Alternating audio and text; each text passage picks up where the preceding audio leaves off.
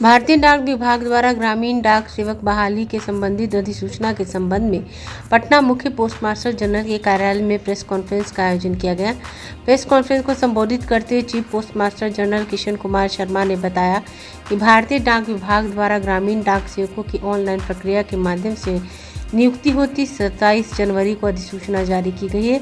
इस अधिसूचना के द्वारा बिहार डाक परिमंडल के 1461 रिक्त ग्रामीण डाक सेवकों के पदों पर नियुक्ति की जानी है। बिहार डाक परिमंडल के प्रत्येक डाक प्रमंडल में श्रेणीवार खाली पदों का विवरण दिया गया है। आवेदक 27 जनवरी से 16 फरवरी तक डाक विभाग के GDS ऑनलाइन भर्ती पोर्टल पर जाकर आवेदन कर सकते हैं। वैसे आवेदक जिसकी उम्र आवेदन तिथि के 18 से 40 वर्ष के बीच है, किसी भी मान्यता प्राप्त बोर्ड से 10वीं परीक्षा जिसमें गणित, अंग्रेजी और हिंदी विषय के साथ पास हो, वे आवेदन कर सकते हैं। किशन कुमार शर्मा ने बताया किसी के झांसे में नहीं आना है। भारतीय डाक विभाग इस संबंध में किसी भी आवेदक को फ़ोन कॉल नहीं करता है। ग्रामीण डाक सेवकों के पदों पर नियोजन होती शॉर्टलिस्ट किए गए उम्मीदवार की सूची भारतीय डाक विभाग की वेबसाइट और GDS ऑनलाइन पोर्टल पर जारी की जाएगी। इसकी सूचना आवेदक को रजिस्टर मोबाइल संख्या में SMS और ईमेल पर भेजी जाएगी। आवेदकों को सलाह देते हुए कहा कि वे नियमित अंतराल पर वेबसाइट पोर्टल को देखते रहें। के लिए एक इम्पॉर्टेंट न्यूज़ के हिसाब से हमने सोचा कि आपके थ्रू हम सभी जो लोग इसमें इंटरेस्टेड हों उनके लिए बताएं। भारतीय डाक विभाग ने ऑनलाइन रिक्रूटमेंट पोर्टल पर बिहार प्रदेश में 1400 वैकेंसीज़ के लिए अपना नोटिफिकेशन जारी किया है।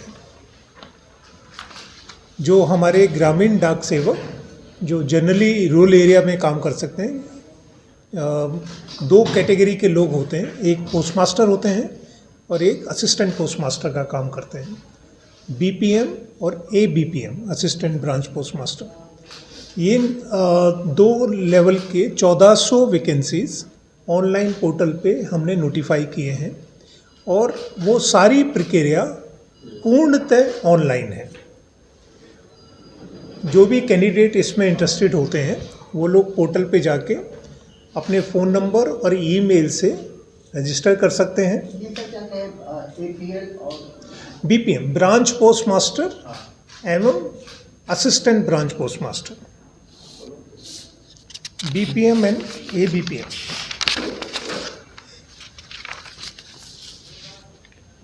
उनके फ़ोन नंबर और ईमेल आईडी के हिसाब से उनको रजिस्ट्रेशन हो जाता है और बहुत ही छोटे अमाउंट 100 रुपये से वो लोग अपना एप्लीकेशन उसमें डाल सकते हैं। जब आप अप्लाई करते हैं, जो भी कैंडिडेट अप्लाई करते हैं, उनको केवल अपना एक लेटेस्ट फ़ोटोग्राफ और अपने सिग्नेचर का इमेज अपलोड करना होता है और जो उन्होंने एजुकेशन, उनकी क्वालिफ़िकेशन है, उसकी डिटेल डालनी होती है। जैसे कि हमने बिहार स्टेट एजुकेशन बोर्ड से 10th पास किया है तो वो एजुकेशन बोर्ड सेलेक्ट कर लेंगे और उसमें अपने जो भी सब्जेक्ट में उन्होंने जो मार्क्स लिए हैं वो फिल कर देंगे। उसका कोई डॉक्यूमेंट उसको सबमिट नहीं करना है, वो केवल इन्फॉर्मेशन देना है। वो इन्फॉर्मेशन और उसके बाद जहाँ पर भी वो अपनी विलिंगनेस देना चाहते हैं काम करने के लिए, अपॉइंटमेंट के लिए, उसको वो सेलेक्ट कर सकते हैं।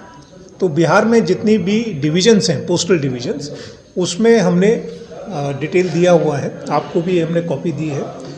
वो जिस एरिया में काम करना चाहते हैं, क्योंकि उनको इंटीरियर में काम करना, डिस्ट्रिक्ट या सब डिस्ट्रिक्ट हेडक्वार्टर से 10 किलोमीटर, 20 किलोमीटर, 30 किलोमीटर भी हो सकता है, तो उनको अपना एरिया अपनी सहूलियत के हिसाब से, कन्वीनियंस के हिसाब से चूज़ करके उनको डालना पड़ता है। ये सब एप्लीकेशन कलेक्ट होके सिस्टम में ऑटोमेटिकली हर पोस्ट के लिए शॉर्टलिस्ट हो जाएगा और जिसका नंबर आएगा पहला, उसको SMS और ईमेल के द्वारा इन्फॉर्मेशन चला जाएगा कि आपने जो अप्लाई किया था, आपका इस वैकेंसी के लिए शॉर्टलिस्ट हो गया है, प्रोविजनल शॉर्टलिस्ट हो गया है।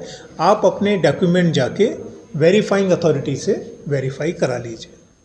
वो जब वेरीफाई हो जाएंगे तो उसके बाद उनको एक एंगेजमेंट लेटर सिस्टम में इशू हो जाएगा और वो एंगेजमेंट लेटर लेके जहाँ पे उनका अपॉइंटमेंट होना है उस अथॉरिटी को जाके वो एंगेजमेंट लेटर दिखा सकते हैं और उनका आगे का प्रोविजनल अपॉइंटमेंट हो जाएगा।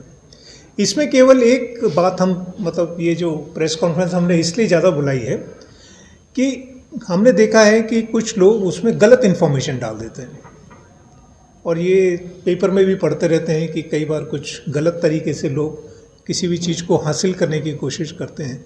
तो उस केस में हम सभी जो प्रमाण पत्र आते हैं, चाहे वो एजुकेशन बोर्ड के हों या किसी और चीज़ के हों, वो हम वेरीफाई कराते हैं और अगर हमें वेरीफाई में वो प्रमाण पत्र या जो सर्टिफिकेट हैं वो अगर गलत मिलते हैं तो उसके लिए हम पुलिस कंप्लेंट या एफआईआर वगैरह भी करते हैं।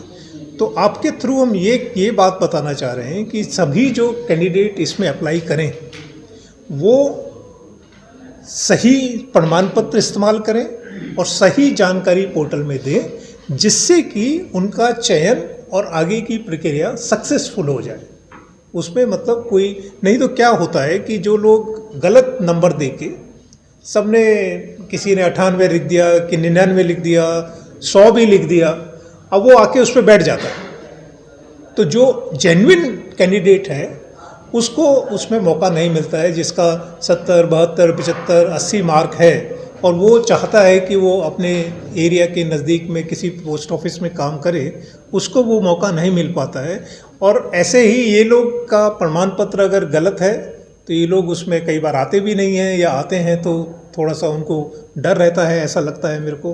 तो जो सारी प्रक्रिया है एंगेजमेंट की वो एक तरह से मतलब नलीफाई हो जाती है, उसमें उसका सक्सेसफुल रिजल्ट नहीं आता है। अगर आपने अभी तक हमारे चैनल को सब्सक्राइब नहीं किया है तो हमारे चैनल को जल्द से जल्द सब्सक्राइब करें, लाइक करें, शेयर करें और कमेंट करें। क्या आप पत्रकारिता के क्षेत्र में अपना कैरियर बनाना चाहते हैं? तो आज ही royal Ashoka institute of mass communication and journalism में अपनी जगह सुनिश्चित करें। आर्यभट्ट ज्ञान विश्वविद्यालय पटना से मान्यता प्राप्त 100% प्लेसमेंट के साथ royal Ashoka institute of mass communication and journalism नामांकन जारी है।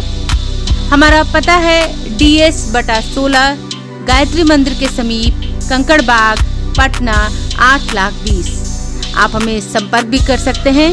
हमारा मोबाइल नंबर है 9955456126।